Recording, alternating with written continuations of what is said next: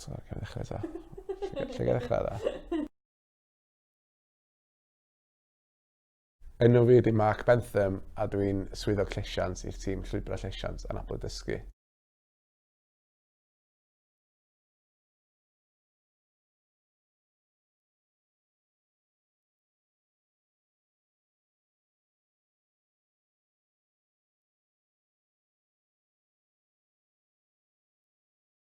O'n i'n mynd o swydd i swydd, ond o'n i ddim yn gallu gweld llawer o dyfodol yn un o'r swyddiau. Nes i roi ffocws fi ar rhywbeth oedd yn mynd i reid dyfodol gwell i fi o ran gyrfa.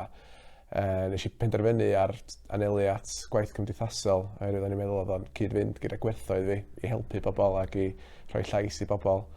Felly nes i ddechrau gweithio fel gweithiwr cefnogol yn y maes anablu dysgu, yn bennaf fel gweithiwr cefnogol i'r tîm darparu yn y gymuned, ond hefyd nes i wneud amryw o waith o fewn gwasanaethau dydd yn cynllun cymunedol Arfon. Nes i hefyd gweithio efo plant sy'n cefnogi teuluoedd. Felly ges i gymaint o profiadau'n gwahanol ac oedd hynna wedyn yn helpu fi symud ymlaen i gael y swydd llesiant lle rwan dwi'n gallu gweithio efo pobl mewn partneriaeth a wneud fwy o cynllunio efo nhw o rhan be maen nhw eisiau i dyfodol nhw. Yn ystod yr amser, ers cychwyn gweithio efo'r cyngor, dwi wedi mynd ar dipyn o hyfforddiant.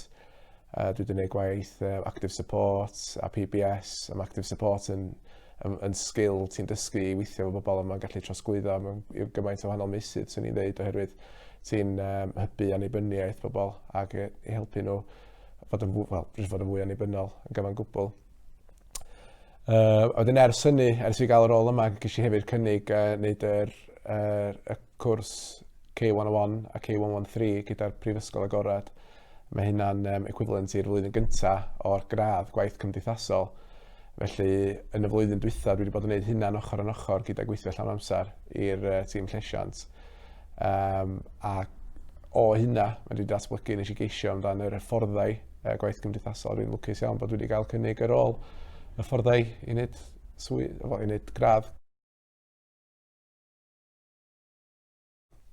Ers cychwyn lockdown, mae diwrnod arferol fi'n cychwyn yn y tŷ, lle dwi'n checio e-mails a edrych ar y calendar am y dydd. Dwi'n gwneud gwaith swyddfa fi gyd yn y tŷ wan ac yn cadw mewn cyswllt efo cydweithwyr dros Teams. Felly, dwi'n yn bellach yn gael mynd allan i gyfarfod efo unigolion, ond dim yn yr un ffordd o'n i, lle dyn ni'n gael mynd i llefydd cyhoeddus, dyn ni'n gael mynd i fewn. Ni'n trio sgorio gymaint o dyn ni'n gallu.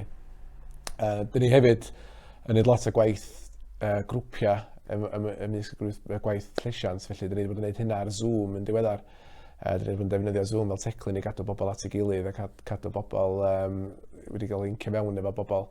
Gyda ni disgo wedi cael ei cynllunio, gyda ni grwpiau bobl efo ymddeol, mae yna grŵp crefft, grŵp celf. Felly, mae yna'n un ffordd da dyn ni wedi defnyddio i gadw cyswllt efo bobl yn diweddar. Pa dwi yn mynd allan i weithio gyda unigolion, dwi'n gweithio ar amryw o bethau. Dyn ni'n creu cyfleoedd yn nhw i cychwyn grwpiau cymdeithasol neu cyflwyno nhw i grwpiau cymdeithasol. Dyn ni hefyd yn helpu bobl at waith i ddatblygu sgiliau gwaith, unai trwy gwirfoddoli neu gwaith tal. Dyn ni hefyd yn edrych ar hyfforddiant a pa fath o hyfforddiant sy'n gallu helpu bobl tuag at dyfodol nhw. Dyn ni wedi bod yn rhoi hyfforddiant cadw'n saff ar-lein i bobl yn diweddar. Dyn ni hefyd yn edrych ar sgiliau, cyfweliad a pethau fel yna. Dwi wedi bod yn mynd at bobl yn diweddar ac yn neud o'r gardd a llefydd oherwydd dwi'n gallu mynd i fewn i'r tŷ efo nhw. Dwi hefyd wedi bod yn cefnogi rhywun i cychwyn gwaith newydd mewn cartref yn diweddar. Mae wedi bod yn gylnhau y fanna, felly dwi wedi bod yn gwneud y dogfennu mewn lle i helpu fo tuag at i rwtîn gwaith o.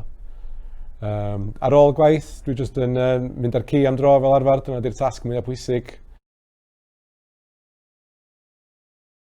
Be dwi'n mwynhau mwyaf amdan y rôl ydy cael mynd allan i cyfarfod bobl, gwahanol bobl, bob diwrnod, pobl eang, pobl sydd jyst llawn hwyl a pobl sydd jyst eisiau llwyddo yn bywyd ac dwi'n hefyd yn mwynhau gweld nhw yn llwyddo a gweld hunan hyder nhw a hunan ddelwedd nhw yn gwella fel mae'r cyfnod o dwi'n gweithio efo nhw yn mynd ymlaen. Dwi'n meddwl y cyswllt yna efo'r pobl sy'n deunu fi at y gwaith ac y cyfle i helpu bobl sydd ddim yn cael yr un chwarae teg mewn bywyd a pobl eraill.